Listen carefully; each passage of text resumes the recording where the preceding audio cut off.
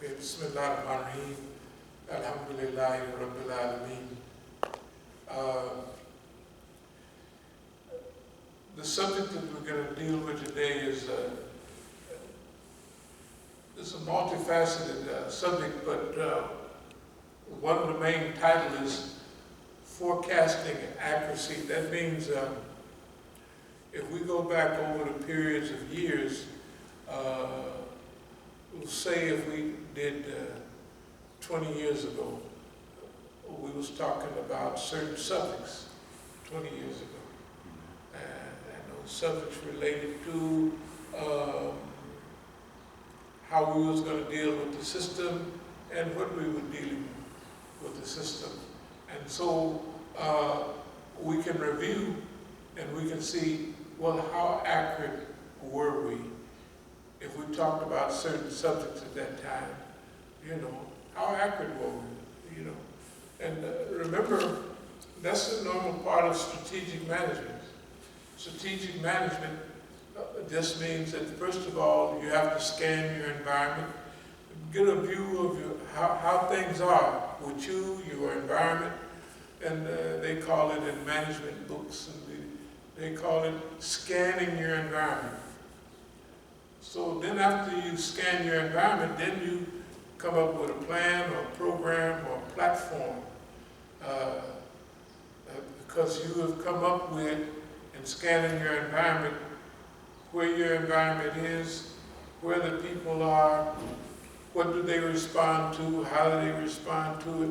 So scanning your environment really means that you kind of investigate and you study your environment, that your people, where they are, what they're up to, and what have you.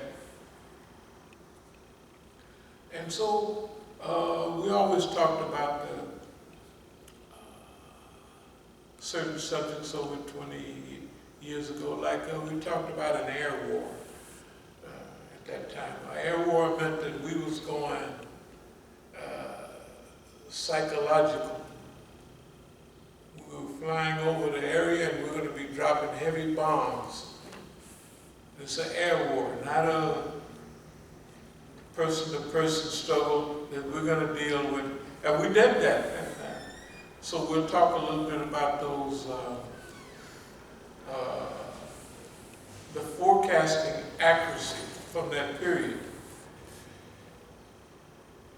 The other thing is we talked for several years about writing your own history. Okay, remember, if you have a situation where you didn't scan your environment, you didn't made a plan, right? And then you implement that plan. The third stage is implementation. Okay, many people come up with beautiful plans. Many generals come up with beautiful plans of war and defense and what have you. But then implementation, they fall down. Because some people can talk a real good game, but actually implementing that talk is a very few people can do it. And then review. You review what you have done, and then after you review what you have done, then you crank back up again. Well,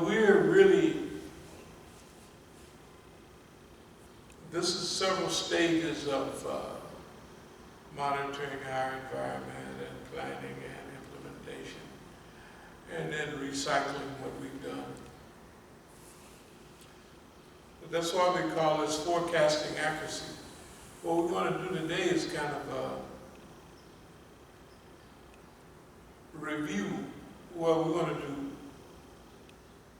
more than one thing. One thing we want to do is review our level of accuracy to see how accurate have we been. Okay? The other thing we want to do is what we've talked about many times is write the ideal future. See, after you scan your environment and you try to implement it and whatever, you gain a lot of knowledge about the system, you gain knowledge about yourself, you gain knowledge about your environment and the people who you're working with. And a lot of that stuff is redundancy. And it's so redundant that if you're skilled, that eventually you can domesticate your enemy. And we're going to talk about domestication a little bit, because we have domesticated, mean we have trained our enemy. We have trained, well, we wouldn't call it an enemy. We have trained the United States Intelligence Service to respond to us in a certain way, because we respond to them in a certain way. We always talk about longevity. Longevity gives you time and practice, time to practice redundancy, time to practice methods and what have you. I'll give you an example. When I was in Oakland some years ago, I would go up in the hills and run. And when I first came from here, I was getting up real early, like before sunrise, and before daybreak. So for a couple of weeks, what I would do is I would go to my running trail, and I've been running this trail for 50, 60, a long time. I've been running those trails since 1965. So I could almost run them blindfolded. So when I go out, it would still be dark. When I get up to the hills, it would be dark. It would still be dark before even the little bit of, if you get up at Fajr and pray, by the time you get to your spot, it's 45 minutes before daybreak. And according to the climate and everything, there's so much light and so much darkness. So I did it for several days. On the second day, here comes a guy on a bike with a light on it, On the third day, here come two guys running with miners' hats. Oh, okay. Those miners' hats with those bright lights. Yeah.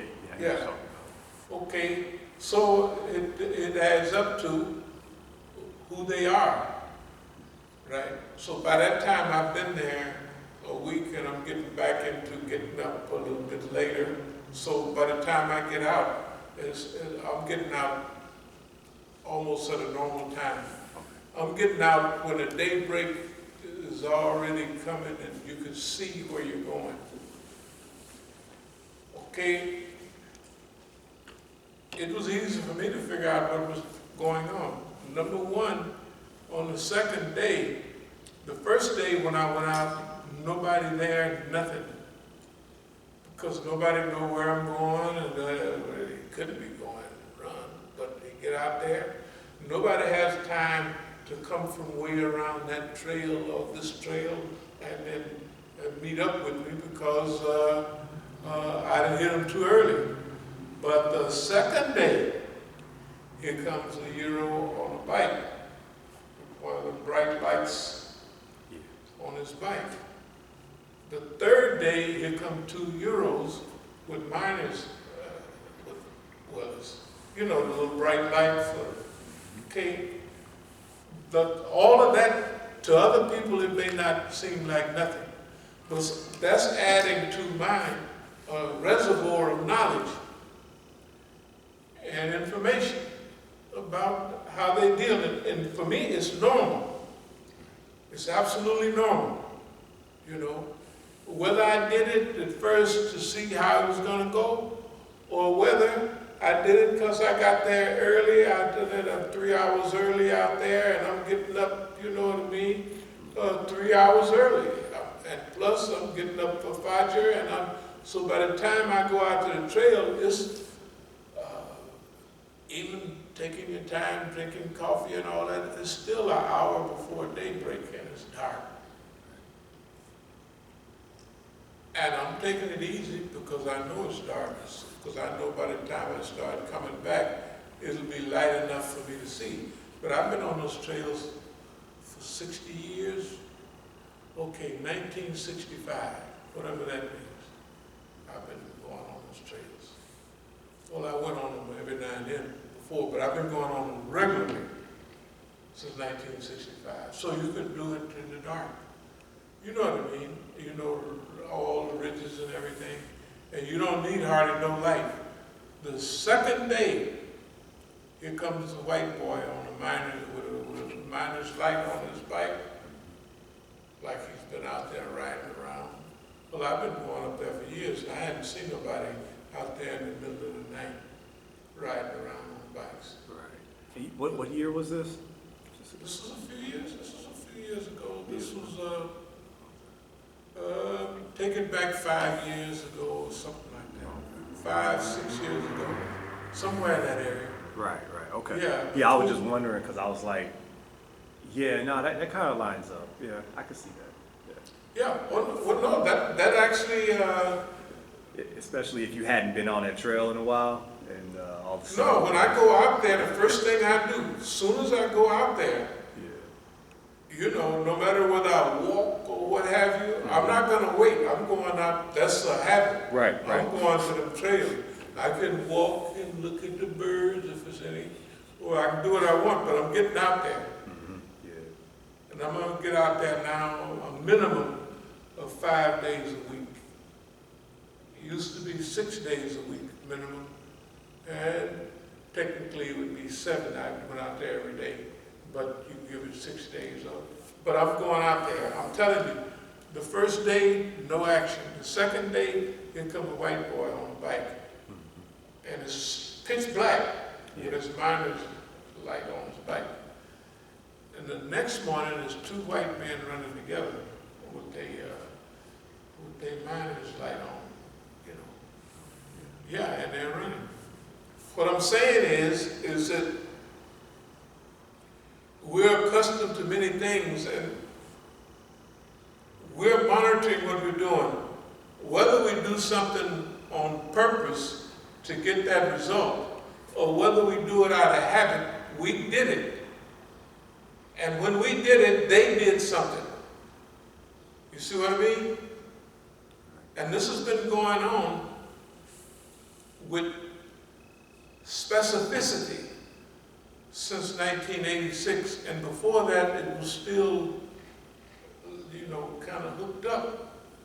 But when we wrote that they stole our accordion folder and they did this, stole stuff, okay, that means that now at that time, I was really upset about that. Because they're bothering me. They don't have a right to do that. That's where you do it in those days. And also they got my records, stuff I wrote, just like all this stuff. I keep all this stuff. Even whatever type of notes, I got folders, I stick them in. Okay, I've been doing that all along.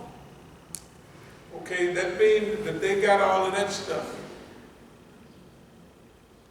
So that's fine. So what we have to do, now we're going to keep notes similar but different. They're not going to be able to them, if they read those same notes that they have now, because they read them from either the camera or somebody, you know, they come in when I'm gone, whatever, they're going to read them.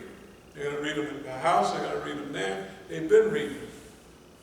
So now, in studying, this thing about redundancy, right? They can read my page and not see any different from the regular pattern, the old pattern. But for me, it's altered 5%. So I write my regular notes that I would write. Early rise, probably on every page it says, early rise, get up early, da, da, da, da, da. And I still put them on my stuff right now. Why? Because we're in a new stage, and I have to get up early and stay up early. You know, like for instance, you get up and pray, then you go back to sleep. No, no, no, no, no. We're not gonna do that right now. Why? We're in a different period. And I don't care, I just write it every day. Eventually, I'm gonna stay up. I don't, it's such a habit. I don't have to, you got to stand in front of the mirror, you got to stay up and do this and do that. I don't have to do that. I read it a few times and I do it. And I'll get to why. It's redundancy, but it's also domestication.